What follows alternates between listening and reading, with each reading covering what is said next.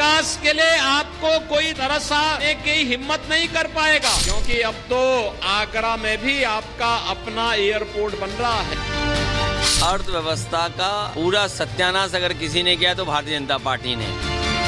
जिन लोगों ने राम और कृष्ण पर प्रश्न खड़े किए थे, आज उनको वोट के लिए तरसा दीजिए, एक भी वोट नहीं मिलेगा उनको। जैसे पहले चरण में लोगों ने मतदान किया है भारतीय जनता पार्टी के खिलाफ, दूसरे चरण में वैसा ही मतदान होने जा रहा है। वोट तो कमल निशान को जाएगा। तुम लोगों को 5 साल की छुट्टी दे रहे हैं, फतिया पड़ो खूब। इनके भाषणों पर हार का रुझान दिखाई दे रहा है।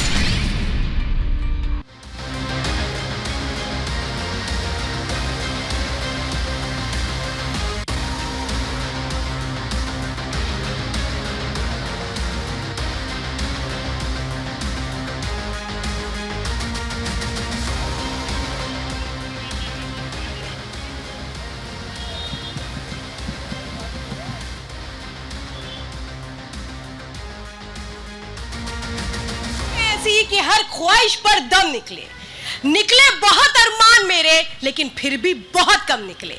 नमस्कार, आपके साथ मैं हूं Shweta Tripathi, Indian political league लेकर के सीधे उस जगह से जहां की मिठास हर किसी की जुबान पर उस पेठे के जरिए होती है, जिसको हर कोई अपने घर यहां से ले जाता है, यादगार बनाता है। लेकिन ये जो मिठास है राजनीतिक तौर पर इस बार किसके मुंह लगने वाली है, ये यहाँ की जनता से हम समझेंगे। ताज नगरी है, किसके सिर पर ताज सजने वाला है ये भी हम समझेंगे। गालिब की नगरी है तो गालिब की उस शेर और शायरी के साथ हम कार्यक्रम की अगर शुरुआत नहीं करेंगे तो थोड़ी नाइंसाफी होगी।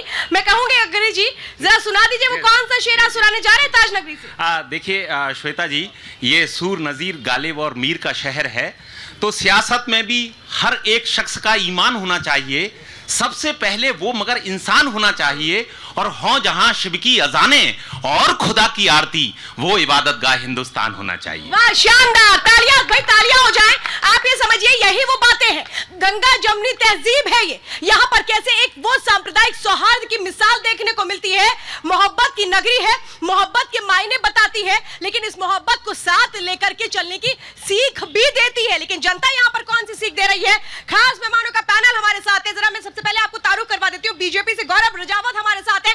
तालियों के साथ स्वागत करिए, क्योंकि इनसे आप लोगों को बहुत उम्मीदें हैं, तो जरा तालियां बजा दीजिए। हमारे साथ इस वक्त अमित सिंह कांग्रेस से जुड़ चुके हैं, पवन आगरी जी हमारे साथ जुड़े हुए हैं आरएलडी से, हिमांशु त्रिपाठी जी राजनीतिक विश्लेषक हैं हमारे साथ जुड़े हुए हैं, और राहुल चौधरी जी समाजवादी पार्टी का पक्ष रखने के लिए हमारे बीच मौजूद है। जोरदार तालियों से स्वागत कीजिए। ये वो ताज नगरी है जिसका उत्साह कम नहीं होता, क्योंकि कहते हैं ना जहां मोहब्बत होती है वहां दिल मिलते हैं, और जब दिल मिलते हैं तो फिर साथ राहें चलती हैं। वो दिल मिल रहे हैं, लेकिन यहाँ पे हाथ मिलाने के लिए जरा तालियां बजा दीजिए, क्योंकि जब दो हाथ मिलते हैं तो फिर तालियां बजती हैं। एक बार फिर से तालियों गड़गड़ाहट के साथ हम शुरुआत करेंगे, लेकिन सबसे पहले मैं वो ग्राफिक्स दिखाती हूँ आपको जो आगरा के राजनीतिक इतिहास को बयां करते हैं। आगरा के लोगों ने सियासतदानों पर खूब मोहब्बत लुटाई, जिसे दिया दिल खोल कर दिया। एक नहीं, दो नहीं, तीन नहीं, 4 बार मौके दिए, लेकिन जब लिया तो फिर मौके का एक भी मौका नहीं दिया। तो समझिए जनता को जो भाया बार बार अपनाया। एक नेता को 2 बार 3 बार तक पहुंचा दिया, एक ही नेता को 5 बार भी चुना गया। अब कैसे कैसे ये रहा है वो साल दर साल मैं आपको बताती हूँ। 1952 से 1971 तक अगर देखेंगे तो कांग्रेस के सेठ अंचल सिंह 5 बार सांसद रहे। तो 1980 में कांग्रेस की वापसी, निहाल सिंह सांसद बने। अब आप समझिए कैसे चेहरा बदला, लेकिन पार्टियां नहीं बदली। 1991 में बीजेपी का खाता यहां से खुला। 1996, 98 तक लगातार 3 बार कमल खिला। तीनों बार भगवान शंकर रावत को जनता ने चुना।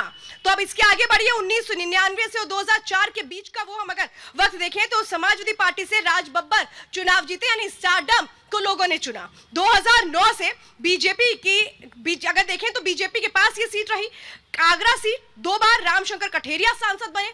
2014 से लेकर 2019 तक अगर हम देखें, 2024 चुनाव है इस बार, तो यहाँ पे एसपी सिंह बघेल चुनावी मैदान में है। इससे पहले भी उन्होंने जीत दर्ज की थी, लेकिन इस बार जनता जनार्दन कहती क्या है ये आपको बताएंगे। लेकिन उसके पहले जब मुख्यमंत्री योगी आदित्यनाथ यहाँ पर आए, 3 बार यहाँ पर आए, और इसके बाद जब उन्होंने बताया कि कैसे यहाँ पर जो लोग हैं वो उम्मीदें करते हैं लेकिन ठगे रह जाते हैं, वो दलित और मुस्लिम जो बड़ी भूमिका निभाते हैं, बड़े वोट बैंक के तौर पर समझे जाते हैं। क्या समीकरण रहे एक रिपोर्ट में समझिए, फिर चर्चा को आगे बढ़ाएंगे। ब्रज भूमि का भी अब नंबर आने वाला है।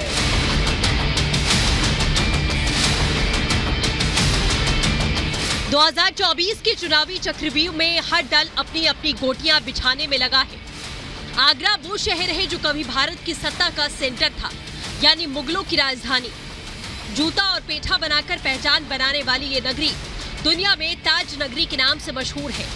आगरा में 1952 में पहली बार लोकसभा चुनाव हुए, जिनमें कुल 7 बार कांग्रेस और 6 बार बीजेपी को जीत मिली। इस सीट पर समाजवादी पार्टी 2 बार जीती है, तो जनता पार्टी ने 1 बार जीत हासिल की। लेकिन दलित माहौल इस इलाके में बसपा का खाता भी नहीं खुला।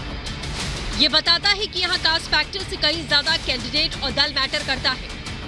बीजेपी का पिछले 2 लोकसभा चुनाव से आगरा सीट पर दबदबा है और किसी भी हाल में बीजेपी आगरा को अपने हाथ से जाने नहीं देना चाहती। यही वजह है कि हाल ही में राज्य के मुख्यमंत्री योगी आदित्यनाथ ने 3 बार आगरा का दौरा किया। योगी अपनी जनसभाओं में काशी मथुरा के बाद ब्रज का मुद्दा उठा रहे हैं। अयोध्या और काशी ने अपने लक्ष्यों को प्राप्त कर लिया है। ब्रज भूमि का भी अब नंबर आने वाला है। कहते थे क्या प्रमाण है कि राम का जन्म अयोध्या में हुआ? जैसे कि इस सृष्टि के पहले कांग्रेस, सपा और बसपा ही पैदा हो गए थे, बाकी तो कोई हुआ ही नहीं था। आगरा वैसे तो पर्यटन की वजह से काफी मशहूर है, लेकिन विकास के मुद्दे भी यहाँ पर हमेशा से उठते रहे हैं। विकास की बिसात पर बीजेपी ने जनता के सामने मेट्रो की उस गेम चेंजर तस्वीर को रखा, जो मतदान के दिन हर शहरी मतदाता की आंखों में कौंध रही होगी। अपने विकास के एजेंडे के साथ ही योगी मिशन 80 पर आगे बढ़ रहे हैं। अब विकास के लिए आपको कहीं कोई तरसने की हिम्मत नहीं कर पाएगा, क्योंकि अब तो आगरा में भी आपका अपना एयरपोर्ट बन रहा है। आगरा भी गंगा जल का सेवन कर रहा है। मोहब्बत की नगरी में बाबा अपराध मुक्त प्रदेश का जिक्र करते हुए विपक्ष पर सियासी वार भी कर रहे हैं। कांग्रेस और सपा और बसपा देख रहे हैं, सभी लोग माफिया की कब्र में जाकर के फतिया पढ़ रहे हैं। इनको बोलो कि जाओ, वोट तो कमल निशान को जाएगा, तुम लोगों को 5 साल की छुट्टी दे रहे हैं, फतिया पढ़ो खूब। पीएम मोदी भी आगरा का किला जीतने के लिए अब से कुछ देर के बाद इसी धरती पर होंगे। आगरा की कोठी मीना बाजार में मोदी की रैली है। पीएम मोदी के लिए कोठी मीना बाजार मैदान लकी रहा है। पीएम इन वेटिंग के रूप में 2013 में इस मैदान से रैली की, तो 2014 में बीजेपी ने यूपी की 80 में 73 सीटों पर विजय पताका फहराया। 2016 में इसी मैदान पर रैली की, तो 2017 के विधानसभा चुनाव में बीजेपी ने यूपी की 325 सीटें जीती।